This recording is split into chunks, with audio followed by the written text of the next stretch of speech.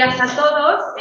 Yo os voy a hablar sobre lo que ha ocurrido con los trastornos de la conducta alimentaria durante la pandemia COVID y me voy a centrar especialmente en los menores de edad. Bueno, voy a empezar dando lo que es una definición de lo que son los trastornos de la conducta alimentaria, daremos algún dato de prevalencia, cómo trabajamos desde el programa intensivo de la UTCA, antes incluso de la pandemia COVID, qué es lo que ha ocurrido durante la pandemia con la prevalencia de los TCA, ¿no? Haremos una comparativa también con datos nacionales e internacionales, qué medidas hemos puesto en marcha durante la pandemia y acabaré hablando un poco de todavía lo que nos queda por hacer, ¿no? Que hay mucho en relación a este tipo de trastornos. Y bueno, para empezar, pues los trastornos de la conducta alimentaria son alteraciones graves relacionadas con la ingesta de la comida. Son de origen multifactorial, hay varios factores que influyen, ¿no? Pero no está muy claro cuál tiene más peso de todos. Al final de la sesión os pondré un artículo bastante novedoso que ha salido hace poquito, publicado en la revista Cell, que habla sobre que parece que hay una influencia genética importante también, ¿no? Y esto es también importante de cara al futuro y al tratamiento futuro. Es un problema de salud mental grave porque puede llegar a poner en peligro la vida de la persona que lo sufre, por eso necesita un apoyo y tratamiento especializado precisamente por su difícil manejo, porque es una enfermedad que además se puede asociar a otras comorbilidades y existe una importante influencia en los factores ambientales. Desde aquí, pues para nosotros es muy importante la prevención en la población más joven porque realmente consideramos que contra antes se detecte este tipo de patología, el pronóstico será mejor, ¿no? Y bueno, pues son enfermedades que ya antes incluso de la pandemia se estaban incrementando notablemente, ¿vale? Son enfermedades psicosomáticas que están consideradas entre los 3 problemas de salud crónicos más frecuentes en los adolescentes, por detrás de las alergias y el asma. Son bastante frecuentes y con un relativo mal pronóstico, ¿no? Aquí os pongo algunos datos, porque es verdad que aunque el pronóstico es relativamente malo, también tengo que decir que dentro de las patologías de psiquiatría probablemente sea de las pocas que tienen una curación completa. En la bibliografía se habla que incluso hasta el 60-70% de los pacientes podrían sufrir una recuperación completa. Pero también es cierto que son patologías que requieren un abordaje muy a largo plazo, ¿no? Y entonces pues no vemos los efectos como muy inmediatamente. Luego hay un porcentaje de pacientes que no mejorarán nunca y otros donde quedarán una sintomatología residual de por vida.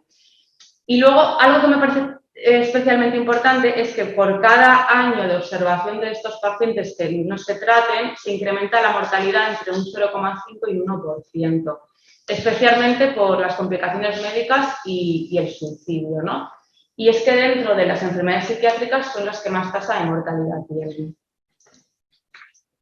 Ahora pues voy a hacer pues, rápidamente una reseña sobre las tipologías que existen, ¿vale?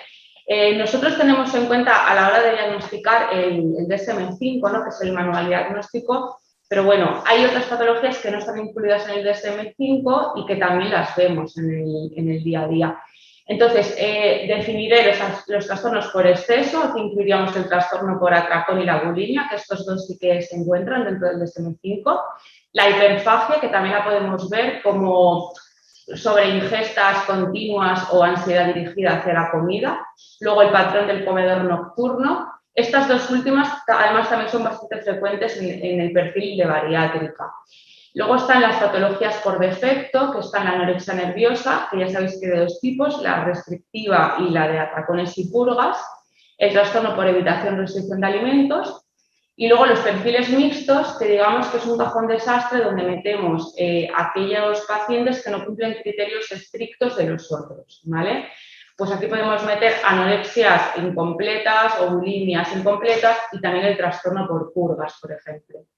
Luego hay otras patologías que no están incluidas en el DSM-5, que sería la ortorexia y vigorexia. Sobre todo la ortorexia se ha puesto muy de moda en los últimos años y es esta obsesión por una alimentación hipersaludable, ¿no? que muchas veces es difícil de ver porque estamos en una sociedad que está muy bien visto el cuidarse y el comer de forma muy saludable, pero la ortodoxia quizás es excesivo, ¿no? Este autocuidado. Y luego en la consulta lo que sí que nos hemos encontrado son pacientes que ya vienen con diagnóstico de un TCA como tal y haciendo un poco la recogida de datos vemos que años previos probablemente tenían una ortodoxia, ¿no? Que por el motivo que sea se ha reagudizado a nivel sintomático y ahora ya pues hay un empeoramiento clínico. Y luego, por otro lado, pues está la vigorexia, que es un trastorno que se da más frecuentemente en los hombres, esa necesidad de sentirse pues, musculado, fuerte, incluso utilizan factores de crecimiento o anabolizantes. Este perfil no lo vamos a ver nosotros nunca en el programa porque son pacientes donde no hay una conciencia de enfermedad y si llegan a alguna consulta médica llegarían o bien a cardio, a medicina interna o incluso a urología por problemas secundarios al uso de este tipo de sustancias. Luego están los trastornos más cualitativos, que estos no los vemos como tal, pero estos son también problemas disfuncionales por alimentación, que es la coprofagia, la picomalacia, cuneación o los conocidos como antojos. Os voy a dar unos datos de prevalencia y, bueno, pues es verdad que es más frecuente en países desarrollados y en clase social media alta, pero también vemos cada vez más en familias más desfavorecidas. Y la literatura y los últimos congresos de trastornos de alimentación a nivel mundial hablan que incluso en los países menos desarrollados también hay formas de manifestación del TCA. Probablemente varía los síntomas, ¿no? Cómo se manifiestan, pero también hay casos. Es más frecuente en mujeres que en hombres, en una proporción de 9 de cada 10, y sobre todo el grupo de mayor riesgo estaría entre los 13 y los 18 años. El inicio se suele empezar en la adolescencia porque nos encontramos en una etapa de vulnerabilidad donde la persona está desarrollando su identidad y esto unido a cambios corporales importantes y cambios hormonales pues puede haber una predisposición, ¿no?, al trastorno.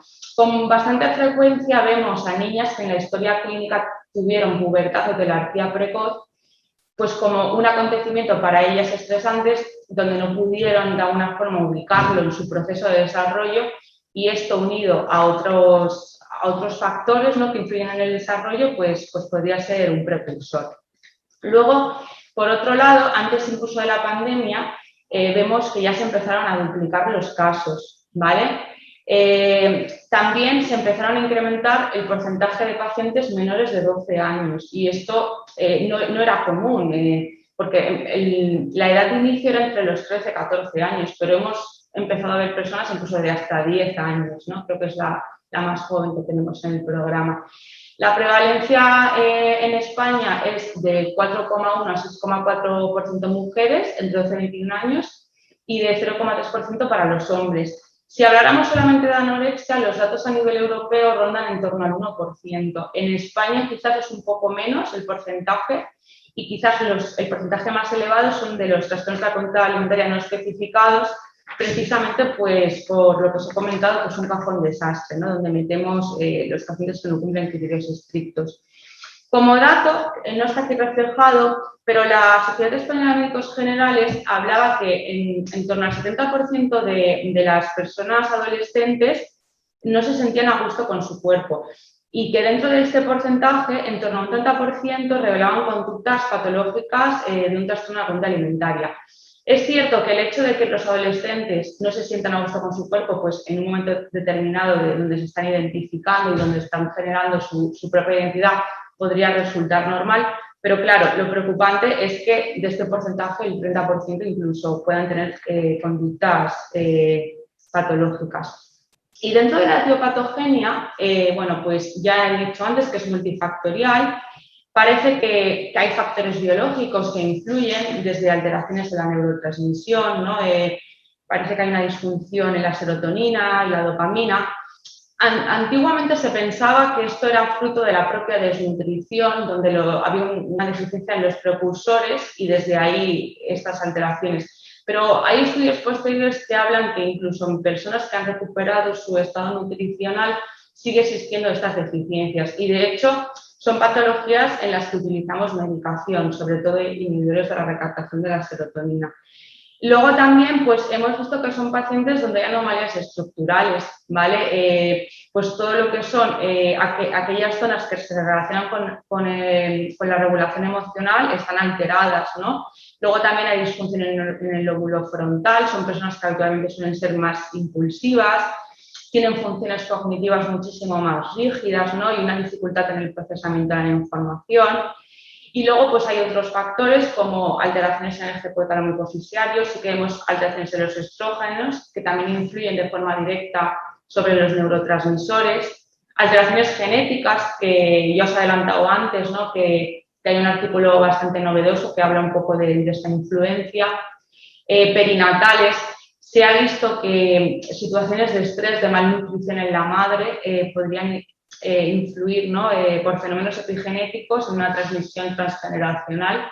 Y luego ahora está muy de moda todo el tema de la inflamación. Se han hecho estudios en otras patologías psiquiátricas. En TCAs no hay tantos estudios, pero también ya está empezando a haber. Y sí que parece que son cerebros mucho más inflamados. Luego también os presentaré algún artículo al final. Luego hay otros factores que influyen también, como son los personales, pues personas que tienen más baja autoestima, más altos niveles de autoexigencia, perfeccionismo, impulsividad, esto lo relacionamos también con la parte biológica. Factores familiares, ¿no? Familias donde la comunicación es complicada, familias más desorganizadas, conflictivas, donde hay unos patrones alimentarios determinados, ¿no? Familias en las que se da mucha importancia pues, a la imagen, a comer demasiado saludable, ¿no? Luego también vemos a veces, ¿no? Pues madres o padres que están continuamente a dieta, ¿no? Pues esta influencia también en los niños y en los adolescentes. Por supuesto, las presiones sociales y culturales, ¿no? Al final estamos en una sociedad influida por el culto al cuerpo y la publicidad y la moda está continuamente ahí bombardeando y las redes sociales, por supuesto, también. Luego, la práctica de dietas podría también ser un precursor de la patología, problemas de relaciones entre los iguales, luego otros trastornos psiquiátricos y, por supuesto, los antecedentes de traumas. Cuando hablo de trauma, me puedo referir a traumas más severos, como puede ser el maltrato o el abuso sexual, que está claramente relacionado, pero también otro tipo de traumas, más traumas menores, ¿no? Pues que la persona en un momento determinado pues se haya sentido maltratada o se haya sentido no vista o haya estado sufriendo más tensión de lo habitual. Esto, si lo perpetuamos en el tiempo, también podría suponer un factor precursor de desarrollo.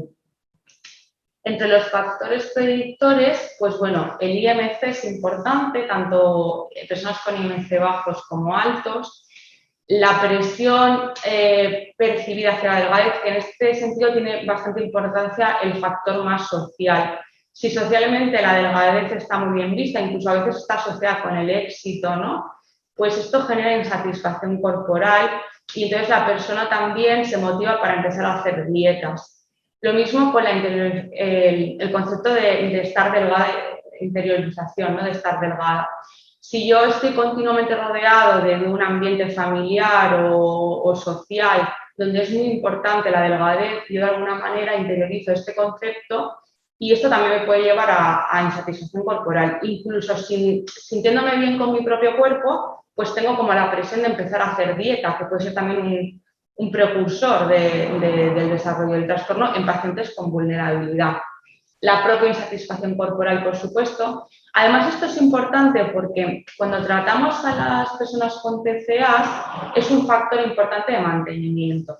Si por mucho que restablezcamos el estado nutricional, si no tratamos la insatisfacción corporal y la distorsión de la imagen, la persona va a continuar teniendo estas ideas y va a volver a hacer síntomas y va a volver a dejar de comer, ¿no? Entonces, es un factor muy importante en el mantenimiento y en el pronóstico de la enfermedad.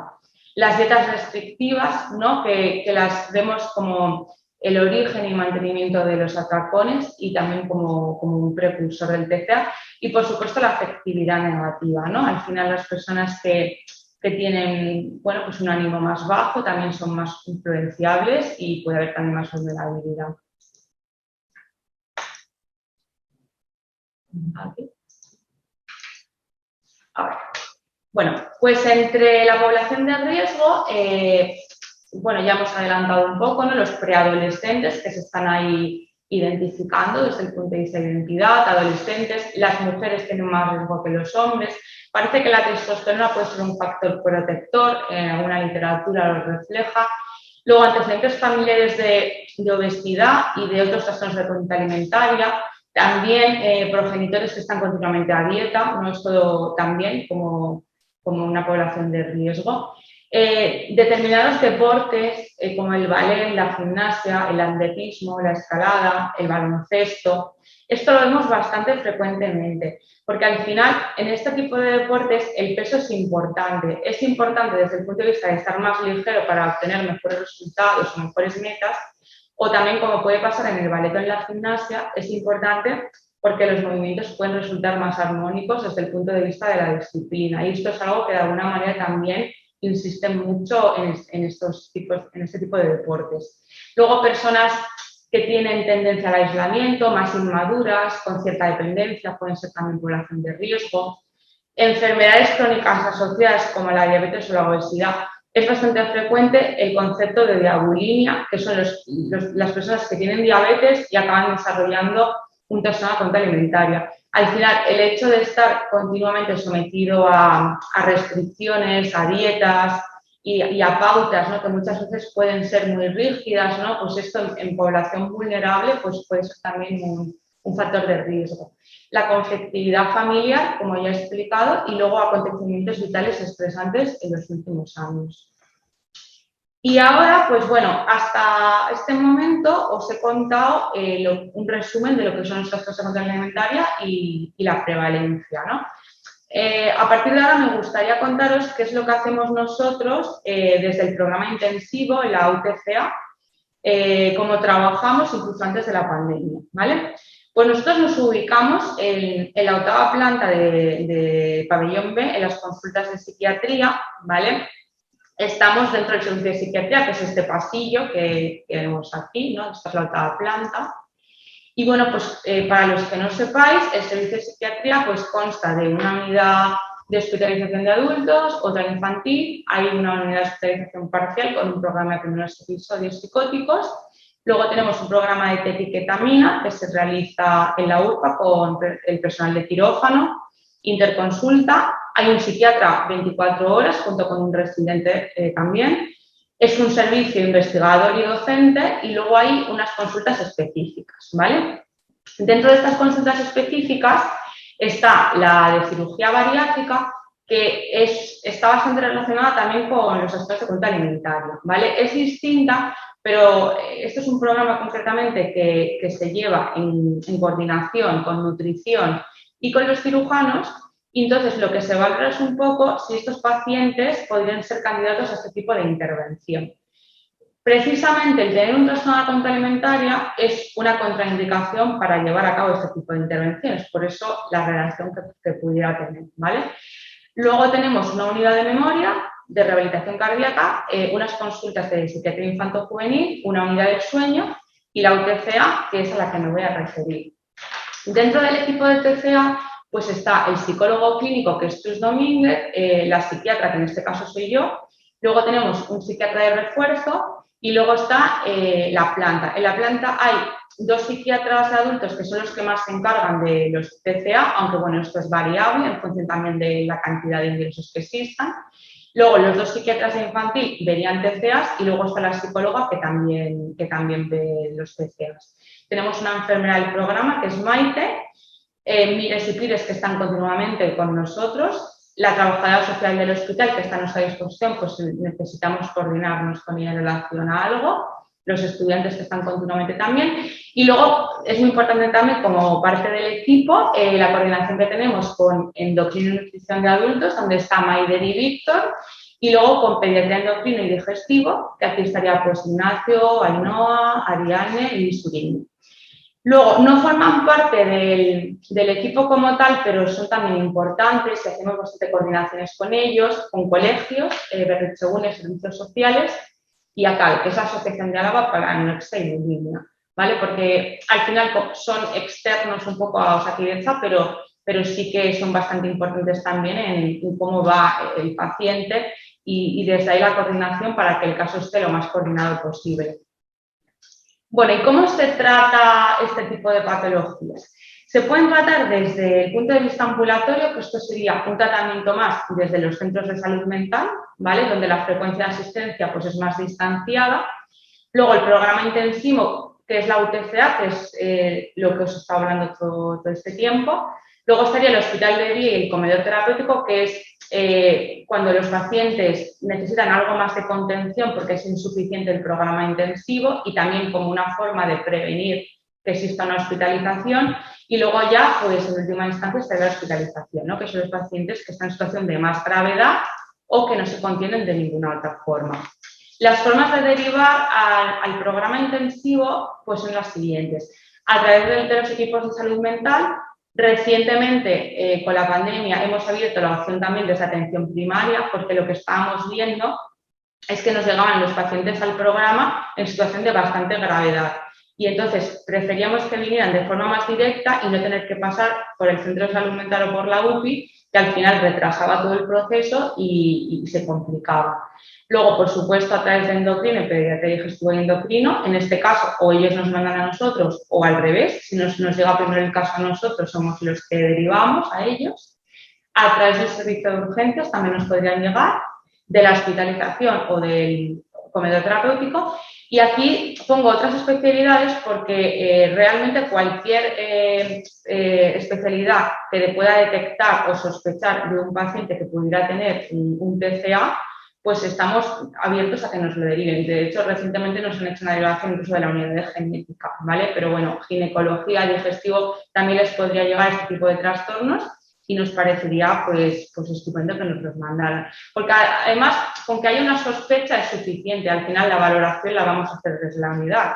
Es una valoración que además estamos 2 horas con el paciente, la hacemos de forma conjunta el psicólogo y el psiquiatra y si tenemos algún tipo de duda hacemos una segunda consulta. ¿Vale? Otras vías de derivación pues sería el ámbito privado y luego pues a través de la asociación también, ¿no? Esto es un poco lo que yo había dicho, ¿no? Pues si hay una sospecha de un trastorno alimentaria, pues un poco da igual en qué rango de edad. Sí que es verdad que priorizamos a los menores de edad, ¿vale? Por lo que os he dicho antes, porque contra más jóvenes son, hay más posibilidades de que el pronóstico también sea mejor y de que la recuperación sea completa. Aún así tenemos pacientes mayores de 60 años que después de toda una vida con el TCA han decidido ponerse en tratamiento y bueno, han mejorado, probablemente no han remitido los síntomas de forma completa, pero han mejorado considerablemente su calidad de vida. Y lo único que necesitamos es un informe clínico del paciente y la hoja de derivación debidamente cumplimentada. Vale, luego por otro lado, pues os voy a explicar porque hay pacientes que desde el programa intensivo pues no es tan adecuado atenderles pues, precisamente por las complicaciones que pueden tener o porque están en situación de preingreso o de ingreso, ¿no? ¿Y cuándo sería más adecuado que los pacientes ingresaran? Pues cuando existen complicaciones médicas asociadas, en este caso habitualmente ingresan a cargo de endocrino o de pediatría, cuando los IMCs son muy bajos o en el caso de los menores de edad, menos de 2,5 desviaciones estándar de los percentiles de crecimiento, o hay una pérdida superior al 50% de los últimos 6 meses o al 30% de los últimos 3 meses. Luego también si existen complicaciones psiquiátricas asociadas, ¿no? Pues pacientes con ideaciones autolíticas, clínicas psicóticas, trastornos de conducta. En muchas ocasiones tenemos que hacer ingresos involuntarios, ¿vale? Porque aparecen este tipo de complicaciones. Sí que es cierto que aquí voy a hacer un matiz y probablemente los endocrinos estén de acuerdo conmigo también.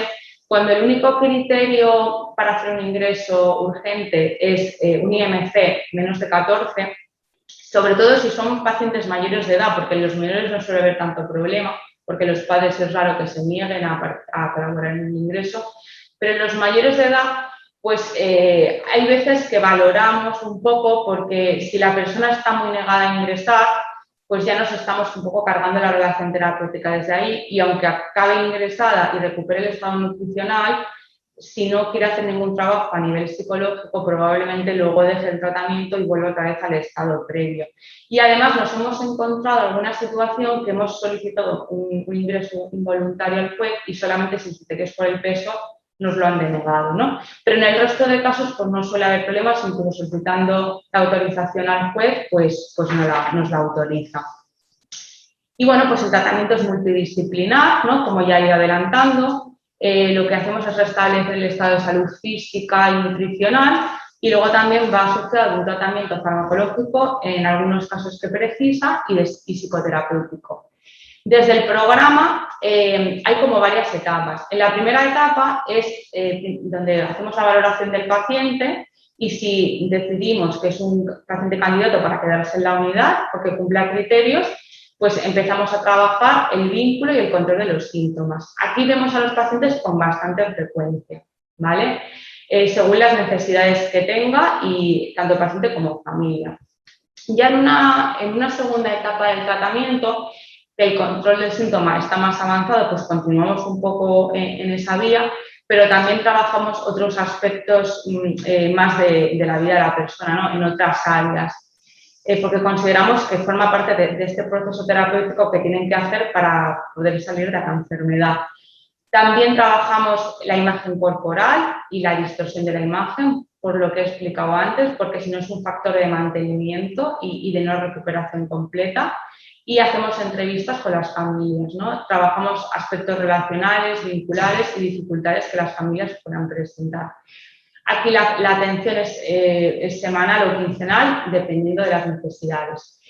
Y ya en una tercera etapa del tratamiento, pues lo que hacemos es pues estabilizar los síntomas, hacer una prevención de las recaídas y preparamos al paciente para un alta, que incluso hacemos un seguimiento a los 5 años.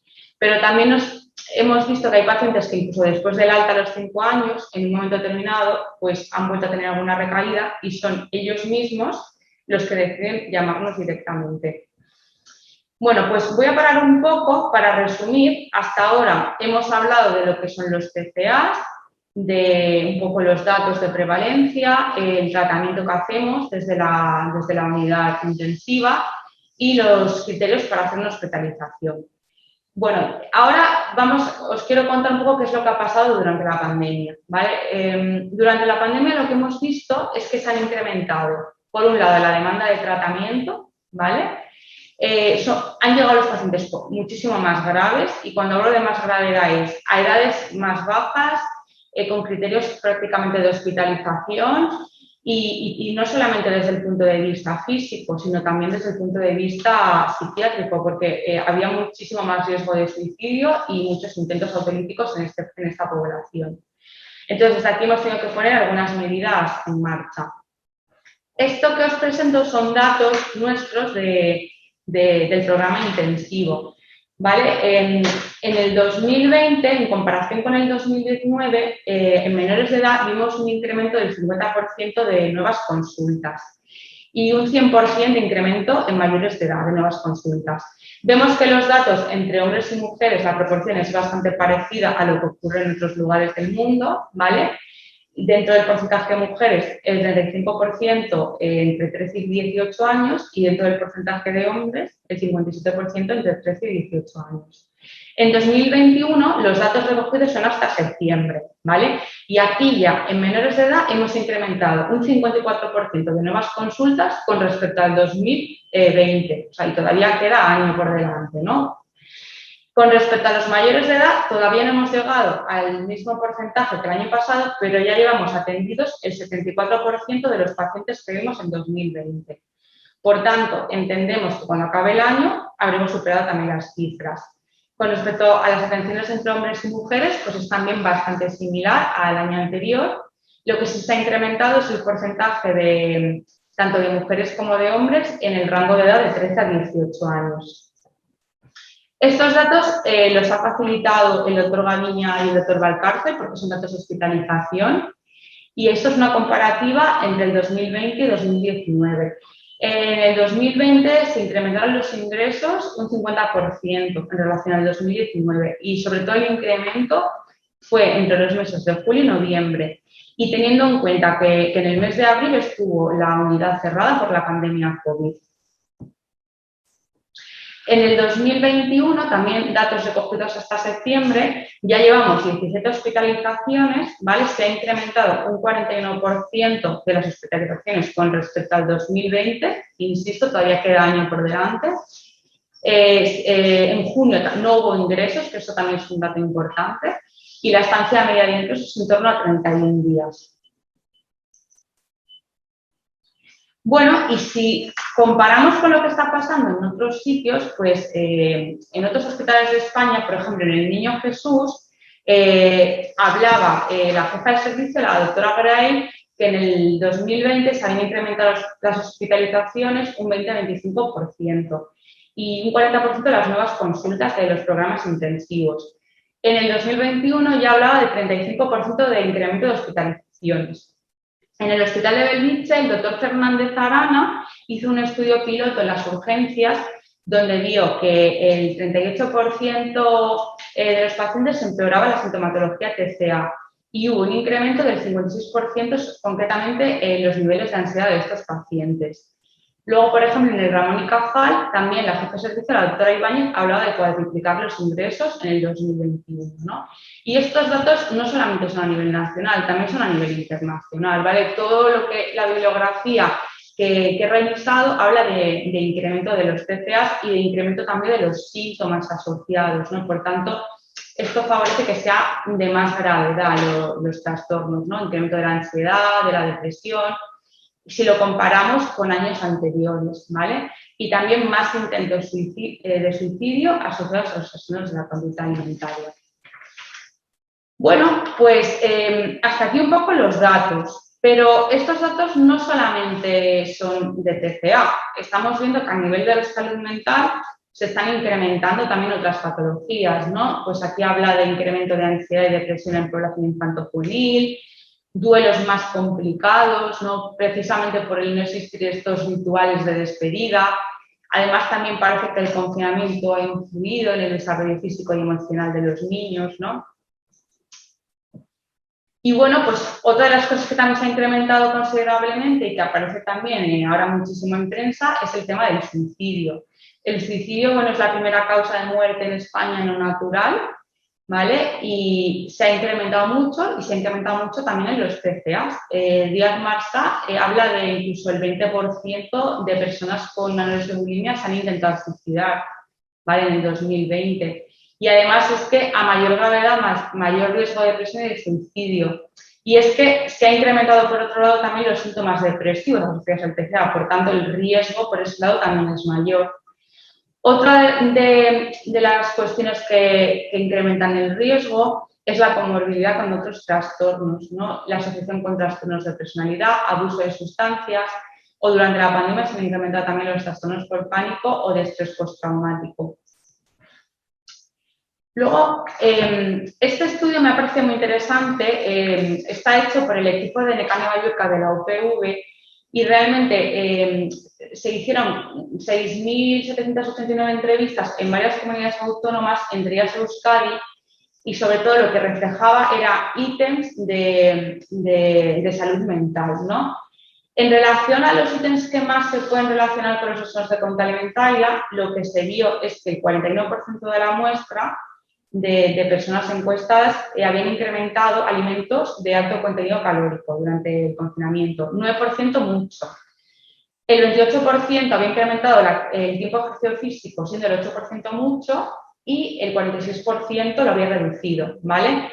Esto concuerda también bastante con lo que ha podido estar pasando durante la pandemia, ¿vale? Porque la realidad es que hemos cambiado hábitos y esto pues, es uno de los factores que han podido influir. Y bueno, pues con todo esto nos hemos ido encontrando en los últimos meses estas noticias, ¿no? Todo el rato en la prensa, la televisión, la pandemia dispara los casos de anorexia y bulimia en población menor. Bueno, en general en toda la población, pero es cierto que la población menor ha sido quizás mayor el impacto y además los casos más graves. Y bueno, pues hasta aquí, con todo esto, podemos hacer una parada y plantearnos qué es lo que puede estar pasando o qué es lo que ha podido pasar. Y bueno, pues lo que nos planteamos todos, ¿no? Un poco los que trabajamos con este tipo de trastornos, es que todo lo que son los cambios en los hábitos, en las rutinas de la población, pues influye. Hemos pasado de estar trabajando presencialmente o yendo al colegio a hacer clases online, a teletrabajar. Además, las restricciones, por otro lado, nos han aislado más socialmente de amigos, ¿no? Esto también genera más aburrimiento, las personas han empezado a cocinar como si no hubiera un mañana, una sobrealimentación, ¿no? En este sentido. Esto también luego lo intentábamos compensar con ejercicio físico, ¿no? Pues un montón de mensajes y de webinars de hacer ejercicio, ¿no? Por todos los sitios. Luego, por otro lado, personas que tenían unos ciertos hábitos y rutinas han descendido su actividad durante la pandemia, esto también ha ocurrido. Al estar más tiempo en casa y teletrabajando, pues más horas frente a la pantalla y junto a las redes sociales. Este apartado lo quiero desformatizar un poco más porque me parece especialmente relevante entre lo que ha pasado en la pandemia. Luego, por otro lado, pues vivencias angustiantes, ¿no? De infectarnos, de transmitir la infección. Esto lo hemos visto en el personal sanitario, pero también en los niños y en los adolescentes, ¿vale? Los duelos, la imposibilidad de hacer estos rituales de despedida, la incertidumbre frente al futuro, también a nivel económico. Muchas familias se han visto afectadas por la crisis económica, ¿no? En el sentido que han perdido el trabajo, esto lo han percibido sus hijos también, ¿no? Hay cierto miedo, ¿no? A qué pasará, incluso han tenido necesidades, ¿no? Y luego la sobreexposición a la conflictividad familiar, porque si ya había problemas antes, si ahora pasamos mucho tiempo con la familia, pues estos problemas se incrementan. Y bueno, pues aquí me voy a parar un poco más, porque es que a mí me parece que las redes sociales han sido muy, muy importantes durante la pandemia, ¿no? Las redes sociales, pues, son una herramienta que es muy buena porque, por un lado, nos permite comunicarnos con el exterior y acceder a toda la información de una forma rápida, pero esto también es un arma de doble filo, en el sentido de que, por un lado, nos sobreexponemos más y también hay una pérdida de nuestra privacidad, de nuestra intimidad, y por otro lado, accedemos a mucha información, pero esta información no es totalmente veraz, ¿no? Y no está contrastada. Y esto en población más vulnerable, como pueden ser los adolescentes, pues podría suponer un riesgo. Y hay datos como estos que ya incluso antes de la pandemia hablan que en 2012 el 75% de los jóvenes consultaban dudas médicas antes de ir al médico incluso, ¿no? Pues preferían mirarlo por internet. O consultaban dudas en relación a la apariencia física y la salud.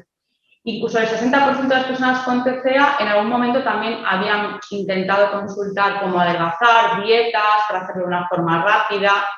Y las adolescentes ya pasaban más de 2 horas de media usando las redes sociales. Y es que, claro, el coronavirus pues, nos ha cambiado, lo que hemos dicho, ha cambiado el comportamiento de la sociedad en general. También el tiempo que pasamos, ¿no? En las pantallas y hemos incrementado las redes sociales. En estos datos del digital hablan de que los usuarios de Internet se han incrementado entre enero del 2020 y enero del 2021 un 0,3% y los usuarios de redes sociales un 27,6%. Algunos estudios que se han hecho, como el de Andrea Arroyo, hablan de que durante el confinamiento se crearon nuevos perfiles, incluso el 68,75% de los perfiles fueron creados ahí.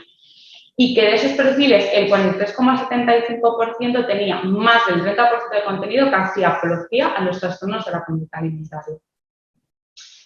Y esto pues es peligroso, porque sí que es verdad que continuamente estamos recibiendo pues un bombardeo de imágenes, ¿no? Con estereotipos de belleza masculina y femenina, que muchas veces, pues como vemos aquí, modificadas informáticamente.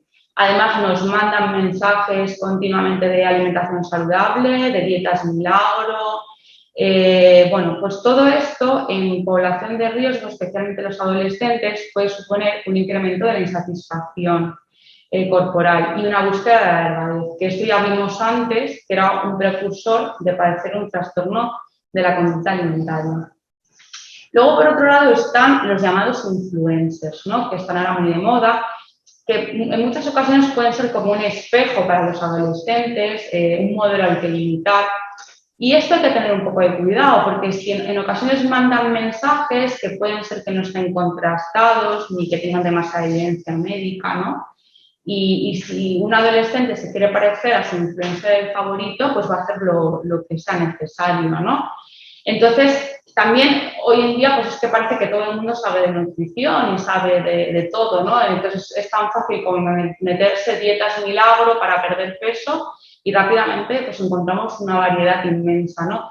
Pero esto es muy peligroso porque hay que contrastarlo y realmente son los profesionales los que tienen que llevar una supervisión.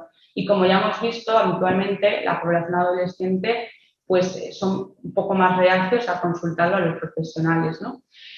Luego, por otro lado, bueno, pues están los llamados retos virales o los challenges, que también están como muy de moda. Aquí he puesto uno, el A4 Paper Challenge, que consiste un poco en el que la persona no puede tener una cintura que supere este papel, ¿no? Porque si no, para el que crea el reto es que está gordo o gorda.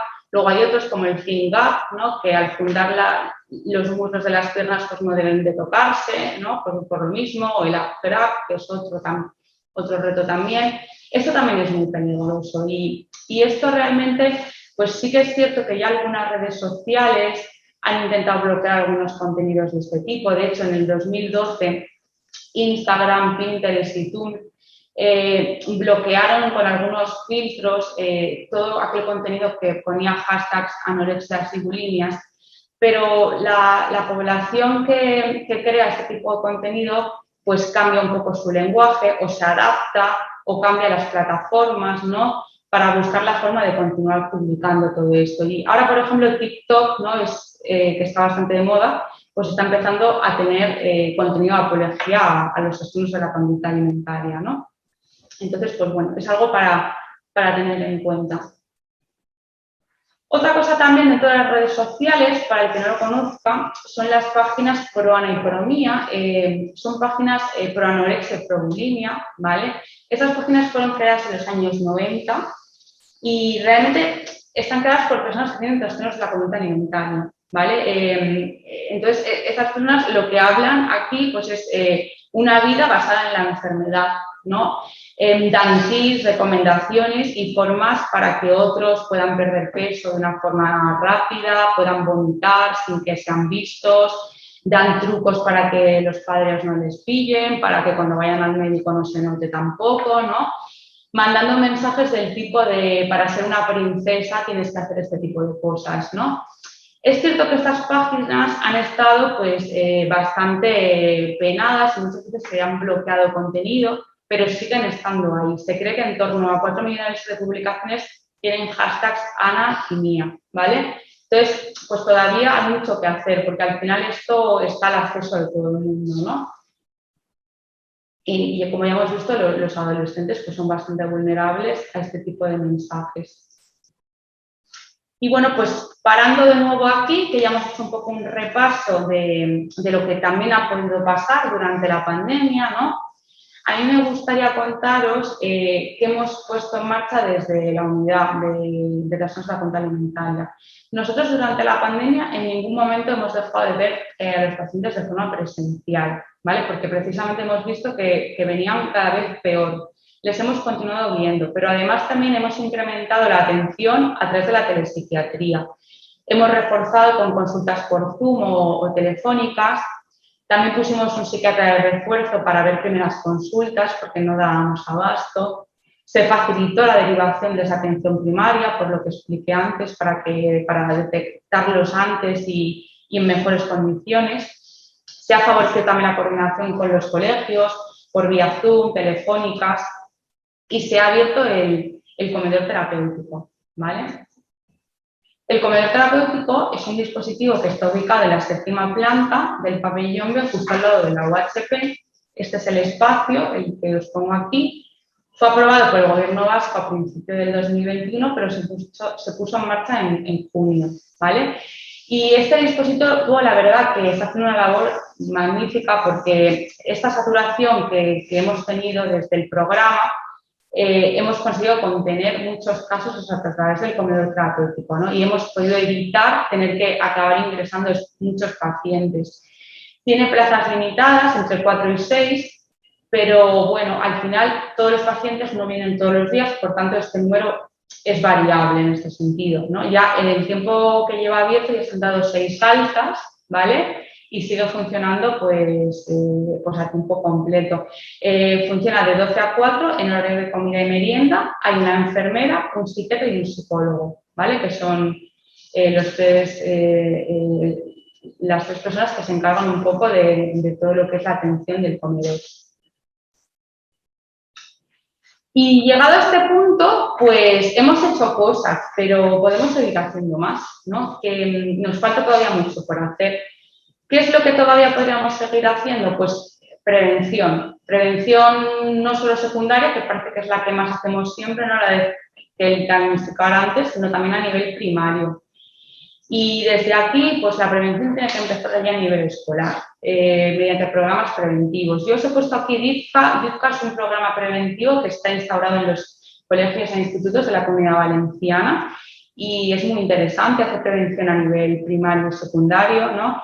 De alguna manera, pues enseña a los niños, pues, a hábitos de vida saludable, hablan de medios de comunicación, favorecen el espiritismo de las personas hacia determinadas noticias que pueden estar publicadas, se trabaja sobre la autoestima, ¿no? Y esto ya se hace desde el colegio. Luego, el ámbito familiar. La familia es muy, muy importante en la nutrición emocional de los niños.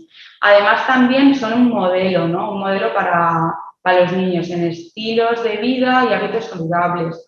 También son los que se encargan de transmitir determinados valores, ¿vale? Vivimos en una sociedad que es como muy importante ser muy exitoso, llegar muy lejos, no hay una presión no solo social, sino a veces también familiar.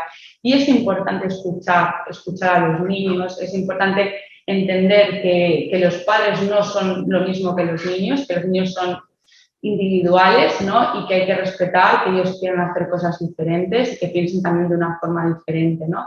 Y sobre todo es muy importante pues, que el vínculo sea adecuado, porque sí que se ha visto que los patrones donde el apego es más inseguro, precisamente, ¿no? Por estos estilos vinculares, hay más riesgo de desarrollo de un trastorno alimentario. Luego, en el ámbito comunitario, la comunidad es esencial en la socialización, ¿no? De los niños y los adolescentes. Es muy importante, ¿no? Promover pues, grupos, organizaciones, colectivos, ¿no? Donde se puedan ubicar los niños y los adolescentes. Los medios de comunicación. Tenemos que intentar que la información sea lo más veraz y realista posible. Luchar contra pues, esas informaciones que son falsas. Intentar que se puedan bloquear esas páginas, ¿no? Que hacen apología de los trastornos de conducta alimentaria. Incluso utilizar las redes sociales no como un precursor del TCA, sino todo lo contrario, como una forma de prevención del TCA. Yo creo que esto es muy importante. Y luego, por supuesto, la detención primaria, ¿no? Desde el ámbito de la atención primaria. Ahora un poco en esta línea de prevención os voy a poner, esto es muy cortito, dura menos de 2 minutos, y es un vídeo que han hecho la asociación AEPCA, que es la Asociación Española de Trastornos de la Conducta Alimentaria, junto con Orange, y bueno, nos explica un poco lo que pasa en redes sociales, ¿no? Y los mensajes que se les transmiten un poco a los adolescentes. Espérate, un poquito más atrás. Sí. Seguidas. Ahí, ¿no?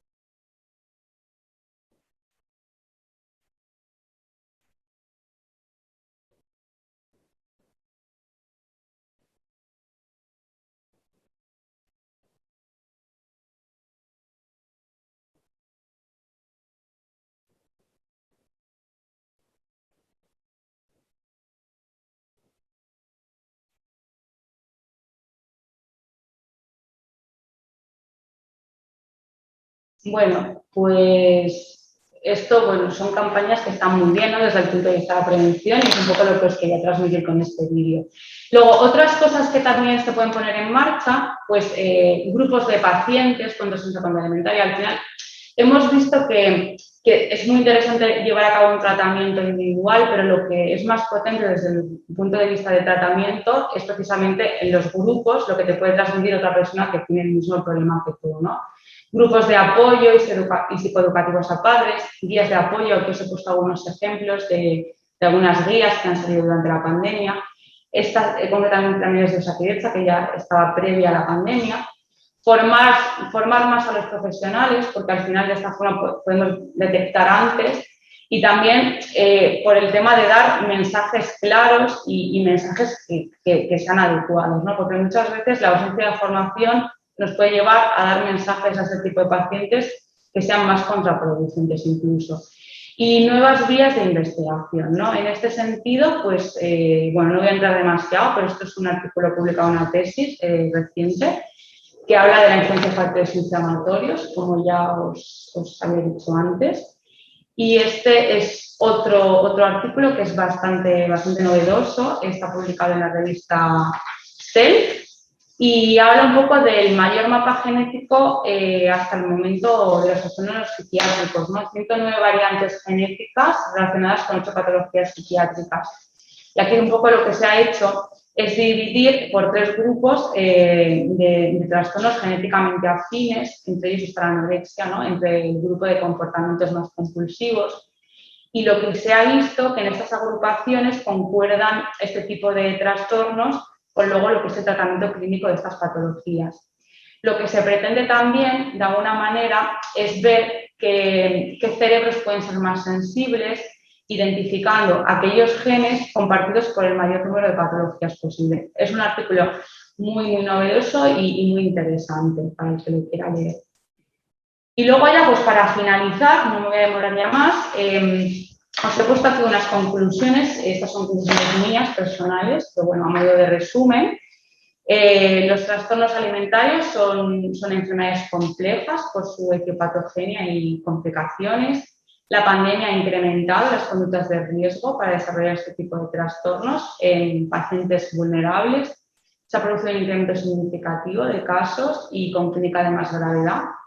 Es muy importante psicoeducar y favorecer herramientas desde la familia, el colegio y al propio paciente, ¿no? Que ayuden a mejorar la autoestima, el adecuado crecimiento personal y la resiliencia. Y luego, pues esto que ya hemos hablado antes, ¿no? Abrir nuevas vías de investigación para favorecer un diagnóstico más personalizado, incluso un abordaje de la patología más personalizado. Y plantear el uso de redes sociales no como un propulsor del trastorno, sino como todo lo contrario, ¿no? Como una herramienta protectora y de prevención. Y esto, bueno, es un poco de bibliografía que os dejo por aquí y ya hemos acabado. Pues muchas gracias a todos.